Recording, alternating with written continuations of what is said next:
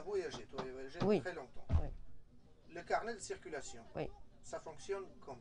Alors, le carnet de circulation à l'époque où moi, je voyageais, je rentrais dans un département, il fallait que je le fasse signer. Je quittais le département, il fallait que je le fasse signer.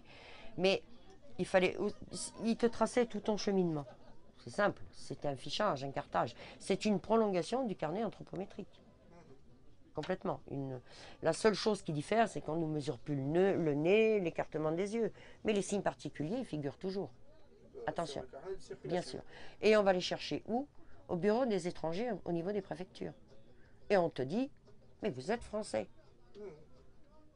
Alors comment moi, française, d'après la France, je dois aller chercher mon carnet au bureau des étrangers? Il n'y a pas un malaise là? Mais la Hongrie, ça me plaît beaucoup. Parce que je sais qu'en Hongrie, j'aimerais travailler d'ailleurs. Déjà, premier message, je voudrais travailler avec la Hongrie. Premier message. Travailler spécifiquement sur le Samandaripen. Parce que je sais que vous avez, là-bas en Hongrie, aussi été des victimes à grande échelle. Moi, mon combat en France, c'est de faire reconnaître par l'État français, l'État actuel, l'implication directe du gouvernement de Vichy, donc de l'époque, du gouvernement de Vichy, mais français, hein, son implication directe dans l'internement et la déportation de mes anciens. Moi, personnellement, j'ai mon père qui a été déporté, qui a connu 5 ans d'extermination. Mais avant d'être déporté, il a connu la délation en France. Ah, attention, celui-là, c'est un gitan. Et l'internement, malnutrition, persécution sur le sol français. Mais il était français.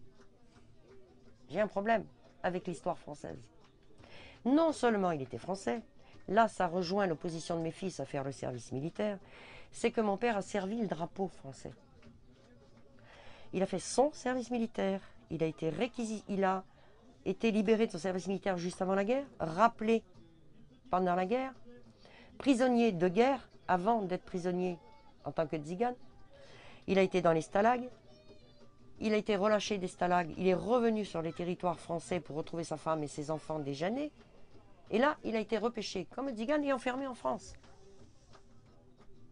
Alors, merci les tziganes d'avoir défendu la France.